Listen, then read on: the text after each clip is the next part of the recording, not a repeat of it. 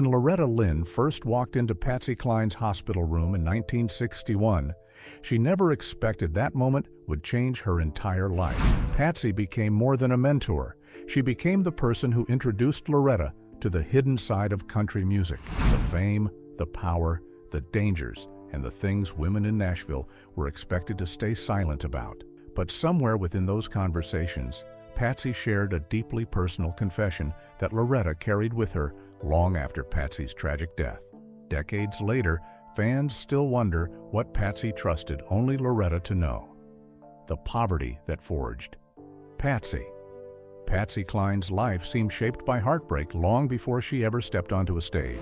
Born in 1932, she grew up watching the troubled marriage of her parents, Hilda and Samuel Hensley, unravel around her. Samuel was a 41-year-old widower with a reputation for walking away from responsibility, while Hilda was only 16 when he hurried her into marriage just months before Patsy was born. From the beginning, the home Patsy knew was filled with instability, fear, and struggle. The Great Depression was already crushing families across America, but inside the Hensley household, there was another kind of depression unfolding. Samuel drifted from job to job, forcing the family to move around Virginia nearly 20 times.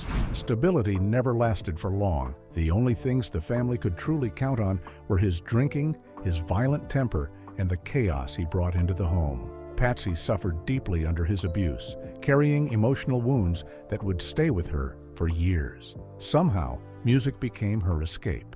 Ironically, the voice that would one day make her a legend was born out of illness. At 13 years old, Patsy was struck by severe rheumatic fever and dangerous throat infections that left her hospitalized. At one point, her condition became so serious that her heart reportedly stopped beating for a brief moment. Her family feared the worst, but when she recovered, something extraordinary had changed. The young girl who woke up from that hospital bed no longer sounded the same. Her voice had become deeper, fuller, and far more powerful than before. It was as if tragedy itself had reshaped her into the singer the world would eventually know. By 14, still going by her birth name, Virginia Ginny Hensley, she walked boldly into a local radio station in Winchester, Virginia, and managed to secure an audition on the spot. She even landed her first professional singing job. Still, the road ahead was anything but glamorous. Years later, the station manager admitted that she was inexperienced and rough around the edges at the time. The talent was there, but it still needed polishing. And while Patsy was trying to build confidence as a singer, life at home was collapsing even further. When she was 15, Samuel finally abandoned the family for good. Rumors floated around town about drinking and infidelity, but the deeper issue seemed to be that he simply could not live a settled life. Hilda wanted stability, Samuel wanted freedom. In the end, Hilda was left alone to raise 3 children with almost nothing. The family moved into a rundown house in Winchester that did not even have electricity or running water. Survival became everyone's responsibility. Hilda worked tirelessly as a seamstress, while Patsy took whatever jobs she could find. She plucked chickens at a poultry plant, scrubbed floors at the Greyhound bus station, and worked at a local pharmacy serving sodas to customers. Though technically enrolled in school, she rarely had the chance to attend classes. It was a hard life, but it built an even harder woman. Years later, documentary director Barbara Hall would describe Patsy as someone who came from poverty, had barely an 8th grade education, and still managed to outsmart an entire music industry through sheer determination. That determination became Patsy's greatest weapon. Even after leaving school behind, she refused to let go of her dream. She understood that opportunities were not going to appear magically for a poor teenage girl in rural Virginia, especially not in a male-dominated industry. So she pushed herself forward every chance she got. At just 15 years old, Patsy managed to secure an audition for the Grand Ole Opry, the biggest stage in country music. She and her mother could barely afford the trip to Nashville, but they went anyway, clinging to hope. With no money for proper lodging, they reportedly spent the night sleeping in a public park just to make it to the audition. After all that sacrifice, nothing came of it. No callback, no breakthrough, just silence. For many people, that kind of rejection would have ended the dream entirely. For Patsy, it only hardened her resolve. The years that followed were filled with endless hustling. She performed anywhere she could find an audience: dive bars, local dances, roadside venues. It did not matter. She would come home exhausted late at night, only to wake up a few hours later and return to the jobs that actually paid the bills. The cycle was relentless, but she kept believing her moment would come. Whenever people doubted her, Patsy always seemed to have the same quiet confidence. She insisted that one day she would stand on the stage of the Grand Ole Opry, make records, and become a name the world would remember. Around this time, another complicated chapter entered her life. After joining Bill Pear's Melody Boys and Girls, Patsy quickly became close to the bandleader himself, Bill Pear. What started as a professional partnership slowly turned personal. Bill became her manager, mentor, and eventually her lover. He was deeply invested in her success, pouring enormous amounts of time, energy, and money into her career. To him, Patsy was not just talented, she was an obsession. But the relationship came with serious complications. Bill was married and already had a child, though he claimed he was willing to leave his family for her. Patsy, however, never truly returned his intensity. She enjoyed his company and appreciated what he did for her career, but her ambitions always came first. Whenever Bill became too emotional or possessive, she brushed him off and refocused on music. Eventually, Bill began to realize a painful truth. Patsy simply did not see a future with him. Then came Gerald Cline. Gerald was a regular customer at the lodge where Patsy performed, and from the moment he saw her, he was captivated. Patsy did not exactly fall head over heels at first sight. Gerald was older, short, and not particularly glamorous, but he had something Patsy had never truly experienced before: financial security. He came from a successful construction family and lived a stable life, something Patsy had spent her entire childhood longing for. They married quickly, stunning the people around them, especially Bill Pear, who was still emotionally attached to her. For Patsy, the marriage seemed to represent safety as much as romance. After years of poverty and uncertainty, Gerald offered the promise of a different life. But once the excitement of the wedding faded, Patsy began to realize that beneath the surface, something about the marriage felt deeply wrong. Her fame rose as life collapsed. Patsy Cline believed marriage would finally pull her out of the poverty she had spent her entire life trying to escape. Gerald Cline seemed stable, successful, and financially secure, but shortly after the wedding, reality began to crack that dream apart. Gerald did not actually own the family construction business the way Patsy had assumed.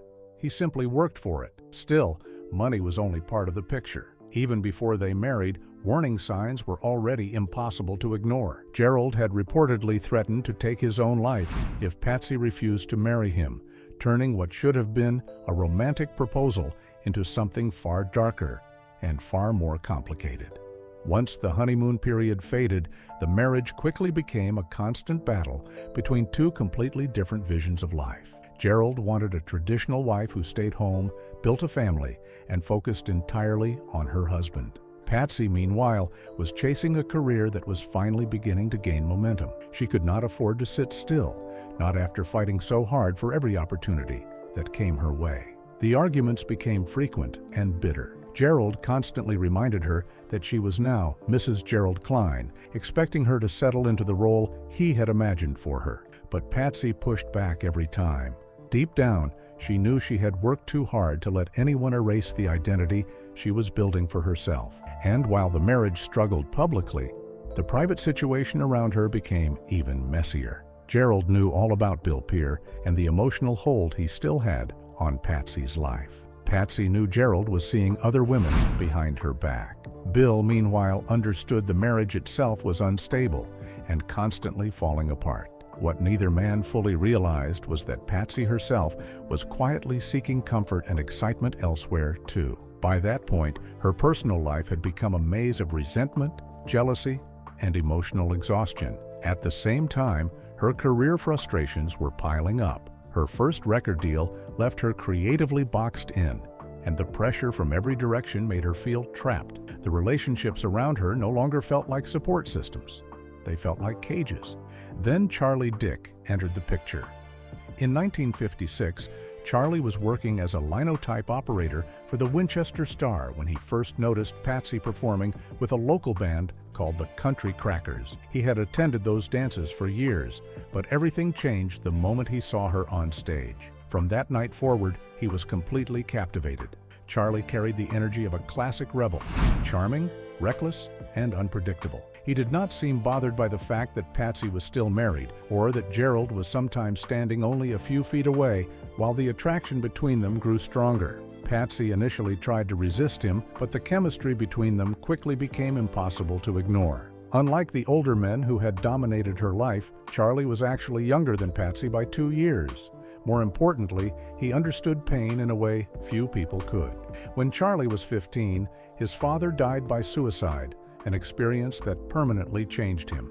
Patsy connected deeply with that shared sense of emotional damage and survival. Before long, she was telling people that this relationship felt different, real in a way her previous romances never had. Bill Peer and Gerald Klein slowly began fading into the background of her emotional life, even though her marriage to Gerald was still technically intact. At the exact moment her personal life was unraveling, her career was finally beginning to offer real hope. Patsy became convinced that appearing on Arthur Godfrey's Talent Scouts could change everything for her.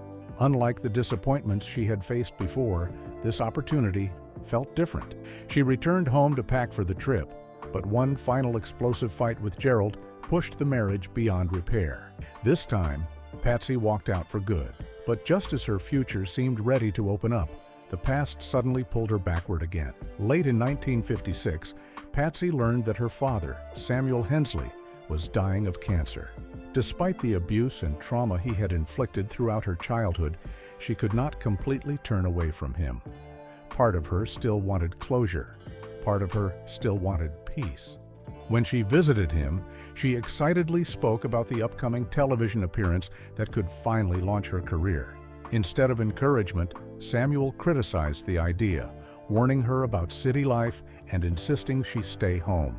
The conversation quickly turned heated, but the anger faded the moment Patsy saw how weak and frightened her father had become.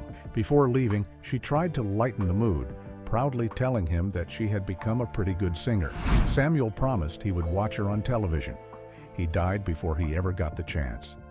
By early 1957, nearly everyone around Patsy had doubts about whether she would ever truly make it. Her hometown had hurt her dreams for years. Her marriage was collapsing. Even people close to her questioned whether the struggle was worth it anymore. But Patsy never stopped believing. Arthur Godfrey's Talent Scouts worked differently from most shows. The winner was chosen by audience applause, and on January 21, 1957, Patsy Cline walked away victorious after performing Walkin' After Midnight. Overnight, everything changed. The song exploded beyond country music and crossed into the pop charts, introducing her voice to audiences across America. After years of rejection, dead-end jobs, and humiliation, Patsy finally had her breakthrough. Ironically, as her career soared, her marriage officially collapsed. Gerald responded to her growing fame by filing for divorce. Looking back later, Patsy admitted she had not truly understood love when she married him. Now, with Charlie Dick beside her, she believed she finally did. Still, she carried pieces of her past into this new chapter. Bill Peer had encouraged her to shorten her name from Virginia Patterson Hensley to Patsy, while Gerald's surname stayed with her permanently. The woman standing at the edge of stardom was, in many ways, shaped by every painful relationship that came before. Patsy and Charlie quickly became serious, but another obstacle soon appeared when Charlie was drafted into the Army. Even then, the relationship kept moving forward. During one of his visits home, Charlie proposed. Patsy teased him about not seeing the ring yet, but beneath the joking was genuine excitement. For the first time, she truly seemed in love. Her mother, however, was far less convinced. Hilda saw something dangerous in Charlie almost immediately. When sober, he could be warm, charming, and impossible not to like. But when alcohol entered the picture, he became someone entirely different. Despite the warnings, Patsy married him in September 1957, one of the few times in her life she openly ignored her mother's advice. Not long afterward, she began realizing Hilda may have understood Charlie better than she did. Charlie struggled deeply with Patsy's growing fame. As her career gained momentum, his insecurities only intensified.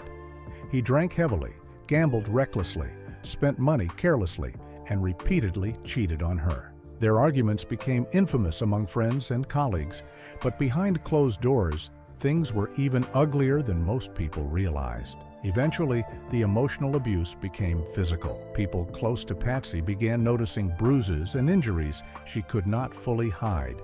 Their relationship became a painful cycle of explosive fights, separations, reconciliations, and heartbreak. By then, 2 children were involved, making it even harder for Patsy to leave completely. Yet somehow, even while her personal life spiraled into chaos, her professional life finally began falling into place. With new manager Randy Hughes guiding her career, Patsy started making the kind of moves that transformed her from a struggling singer into a major star. She signed with a stronger label, joined the Grand Ole Opry, and released massive hits like I Fall to Pieces. At last, the success she had spent her whole life chasing was becoming real. But even during those career highs, Patsy carried a strange sense of dread.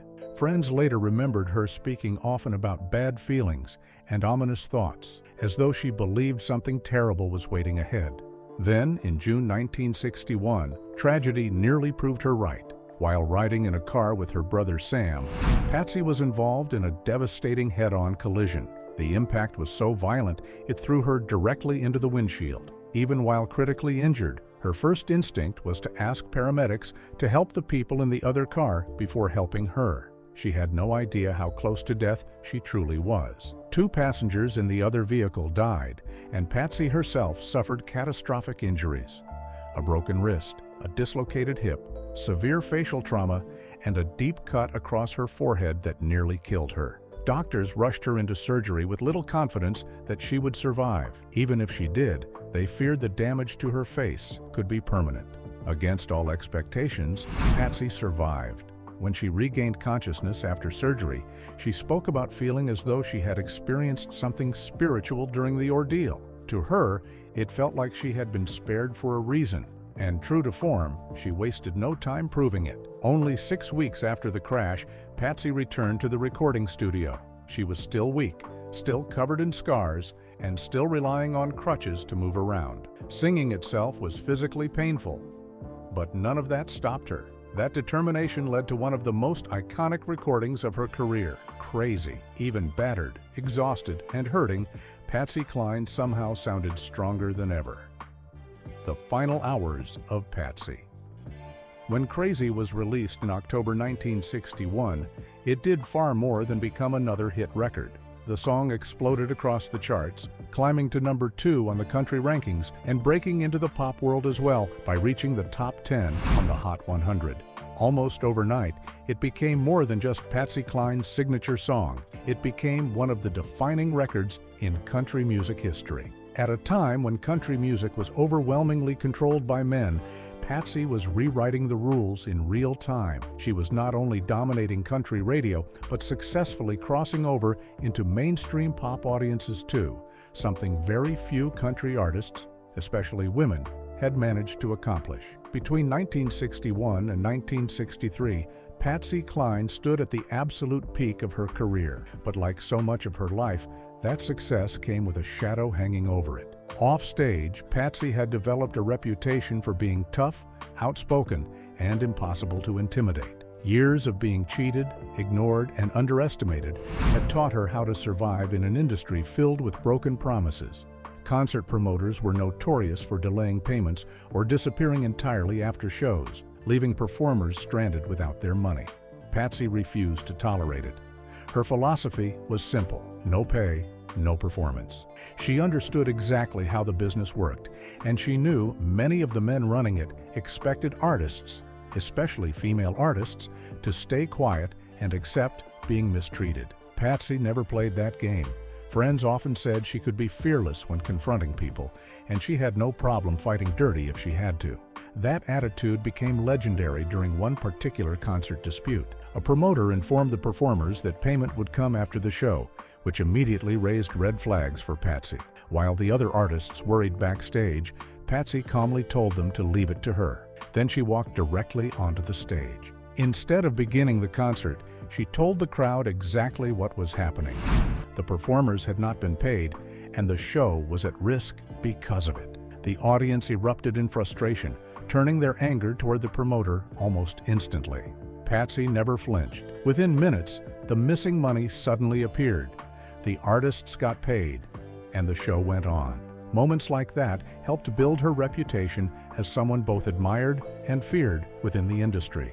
Patsy could be blunt, rebellious, messy, and difficult at times, but underneath all of that was someone deeply loyal and incredibly generous. Unlike many stars who climbed to the top and pulled the ladder up behind them, Patsy actively helped other women trying to break into country music. Few people experienced that generosity more personally than Loretta Lynn. Patsy saw something familiar in the younger singer, another woman who had survived poverty, hardship, and a brutal upbringing. But Patsy did more than simply encourage her. She defended Loretta from industry gossip and cliques, invited her into her home, cooked meals for her, and even helped financially when times were tough. Rent, curtains, groceries. Patsy quietly stepped in wherever she could. That kindness made what happened next feel even more tragic. In early 1963, Patsy was scheduled to perform at a charity concert in Kansas City. The trip involved flying on a small plane, owned and piloted by her manager, Randy Hughes, who had recently taken up flying and purchased the aircraft, largely for business travel. Before leaving, one friend warned Patsy to be careful. By then, she had already survived 2 major accidents in her life, the near-fatal illness as a child and the devastating car crash in 1961. Patsy responded with a strange sense of fatalism, remarking that a third serious accident would either save her or kill her. At first, the travel plans seemed routine enough. After the concert, bad weather rolled into the region, grounding flights and forcing everyone to stay longer than expected. The next day brought more fog, rain, and dangerous flying conditions. But Randy grew impatient and insisted they could still make it back to Nashville safely.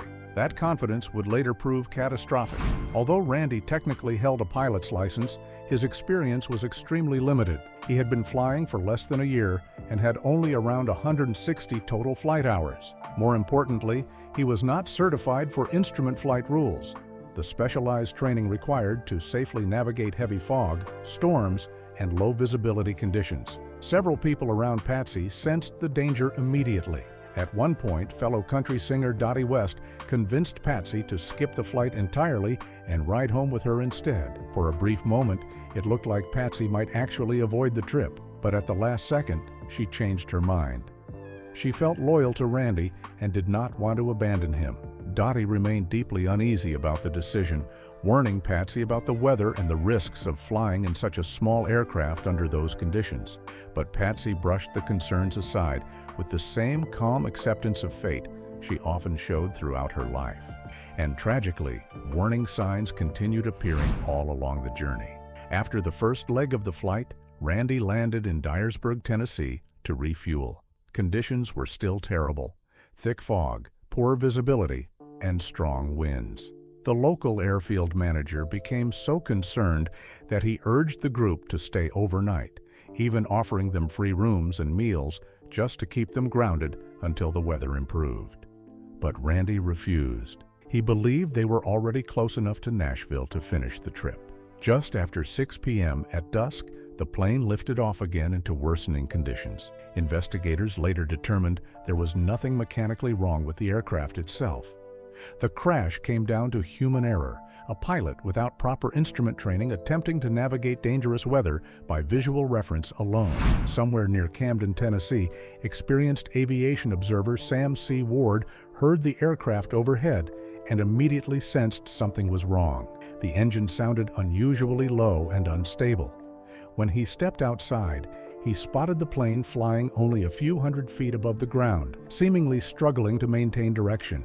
Seconds later, the aircraft suddenly dipped into a steep nose-first dive. Then came a flash of light.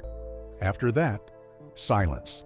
Back in Nashville, concern quickly turned into panic as hours passed without any sign of the plane. Radio stations began reporting the missing flight, while families desperately hoped the group had simply landed somewhere safely due to the weather. But March 5, 1963, would soon become one of the darkest days country music had ever seen. Search crews spent the entire night combing through the woods around Camden after local reports of a plane crash surfaced. Around dawn the following morning, farmer W.J. Hollingsworth and his son finally discovered the wreckage deep in the forest. The scene was horrifying beyond words. Witnesses later described debris scattered across hundreds of feet, with almost nothing recognizable left of the aircraft itself. The impact had been so violent that rescue workers struggled even to identify the victims. One official reportedly remarked that there was barely enough left to count. Men who arrived at the scene never forgot what they saw there. Some later admitted the images haunted them for the rest of their lives. Pieces of the aircraft and fragments of human remains were spread throughout the crash site in a way that made the tragedy feel almost unreal. Country star Roger Miller, one of Patsy's close friends, rushed to the area hoping against hope that someone might still be alive. Instead, he walked into a nightmare. Witnesses later recalled him running through the woods, shouting their names, before finally reaching the wreckage and freezing in shock at what lay in front of him. Patsy Cline was only 30 years old. At the height of her fame, just as she was changing country music forever, her life ended in a violent crash alongside Randy Hughes, Cowboy Copas, and Hawkshaw Hawkins. Their small Comanche aircraft had struck a massive oak tree before slamming nose first into the ground. The force of the crash carved a crater several feet deep into the forest floor, while wreckage stretched across a debris field hundreds of feet long. Everyone on board died instantly. The damage was so severe that authorities relied largely on identification found in wallets and personal belongings to determine who was who. In the end, the woman who had fought through poverty, abuse, rejection, heartbreak, addiction around her, and near-death experiences was gone in an instant, just as her voice was becoming immortal. The confession Patsy Cline told Loretta Lynn to take to her grave. One was the daughter of a coal miner from the hills of Kentucky. The other was raised by a blacksmith in Virginia and had already become one of the biggest stars in country music. When their paths finally crossed in the summer of 1961, they seemed like two women living in completely different worlds. But that meeting would spark one of the most powerful friendships country music had ever seen. This was the story of Loretta Lynn and Patsy Cline. At the time, Loretta was still trying to prove herself in Nashville. She was the new girl from Butcher Hollow, Kentucky, struggling to get noticed in an industry that didn't make room easily for women. Patsy, on the other hand, was already a major star. Songs like Walkin' After Midnight and I Fall to Pieces had turned her into a household name. Long before they ever met, Loretta had admired Patsy from a distance. She used to watch her on television and dream about reaching that same stage someday. What she never imagined was that the woman she idolized would eventually become like family to her. Just weeks before their friendship began, Patsy had survived a terrifying car accident. On June 14, 1961, she was riding with her brother Sam when another vehicle crashed into them head-on. The collision was devastating. Patsy was thrown into the windshield so violently that her head shattered the glass. 2 people in the other car were killed, and Patsy barely survived. A month later, while Patsy was still recovering in a Nashville hospital, Loretta was performing at Ernest Tubbs' record shop during a live radio broadcast. During the show, she sang I Fall to Pieces and dedicated it to Patsy. Lying in her hospital bed, Patsy heard the broadcast and immediately sent her husband, Charlie Dick, to bring Loretta to see her. For Loretta, walking into that hospital room felt surreal. She was still unknown, still fighting for a chance in the business, and yet one of the biggest stars in country music somehow knew exactly who she was. The sight of Patsy was heartbreaking. Her injuries were severe. One leg was suspended in the air, and it looked to Loretta as if nearly every bone in her body had been broken. But despite the pain and the grim surroundings, the 2 women connected instantly. Their personalities couldn't have been more different. Loretta was older by a few months, but Patsy was clearly the more experienced and worldly of the 2. Loretta had lived a sheltered life, focused mostly on raising children and surviving poverty. Patsy immediately recognized that innocence and decided to take Loretta under her wing. That friendship quickly became more than casual companionship. Patsy began teaching Loretta everything she thought a young female performer needed to know. She showed her how to style her hair, walk confidently in heels, apply makeup for the stage, and even handle the small everyday things Loretta had never learned growing up. Loretta later admitted she had never really had close girlfriends before, so many of those lessons were completely new to her. But Patsy's kindness went far beyond appearances. If Loretta struggled to pay rent, Patsy helped. If groceries were running low, Patsy stepped in. Sometimes Loretta would visit Patsy's house for dinner, and after the meal, Patsy would start digging through her closet, pulling out sweaters, dresses, and outfits for her friend to take home. By the end of the night, Loretta usually left carrying armfuls of clothes. Some of the stories became legendary over the years. Patsy even gave Loretta lingerie and undergarments, something Loretta talked about later with her usual humor and honesty. Beneath the laughter, though, those moments revealed just how genuine the friendship really was. Patsy wasn't treating Loretta like a fan or a struggling newcomer. She treated her like a little sister. As Loretta settled deeper into the music business, Patsy also introduced her to the darker realities of Nashville. Loretta had grown up believing the men of the Grand Ole Opry were respectable gentlemen who deserved admiration. Patsy knew better. She understood how women were often treated behind the scenes and warned Loretta not to let anyone take advantage of her.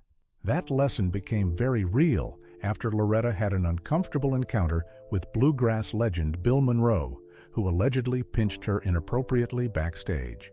Patsy's advice was simple. If any man tried something like that again, Loretta needed to fight back. Not long afterward, Loretta got the chance. One evening at the Ryman Auditorium, country singer Farron Young playfully smacked Loretta as she walked through a doorway. Remembering Patsy's words, Loretta immediately kicked him hard in the shin. Patsy stood there laughing, completely proud of her friend for refusing to stay quiet. It was a turning point for Loretta. She was beginning to understand that surviving in country music meant standing up for herself. Patsy also encouraged Loretta to become more confident in her marriage.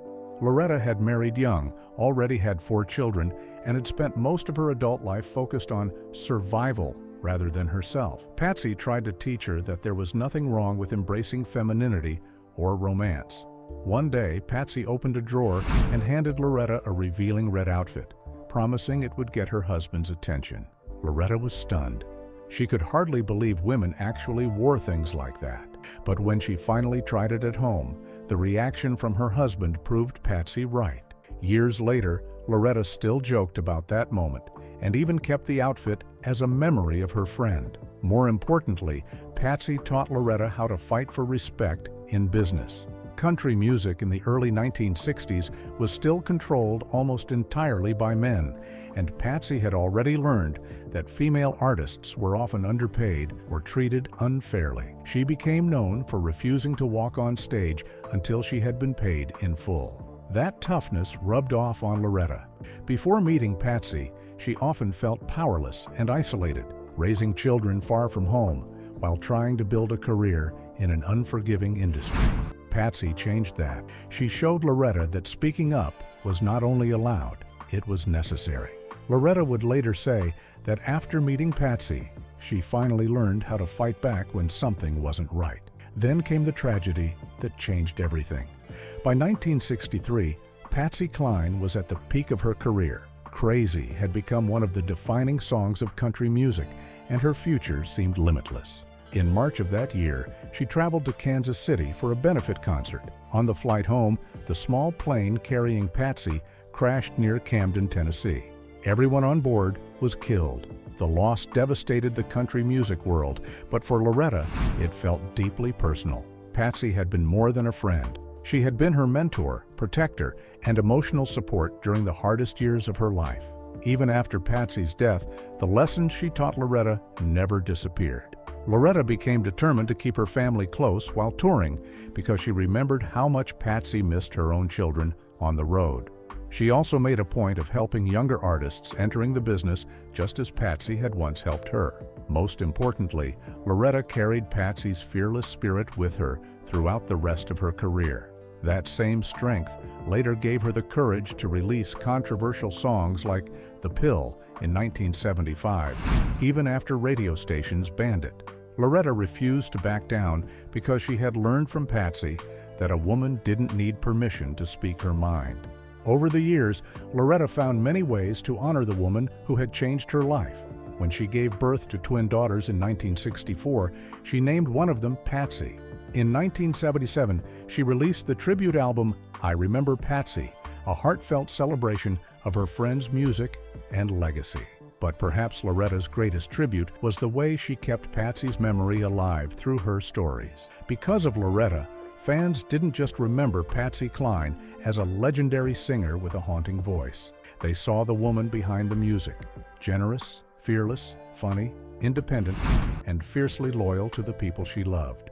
To Loretta, Patsy's greatness had never been limited to the stage. The songs made her famous, but it was her strength, kindness, and spirit that made her unforgettable.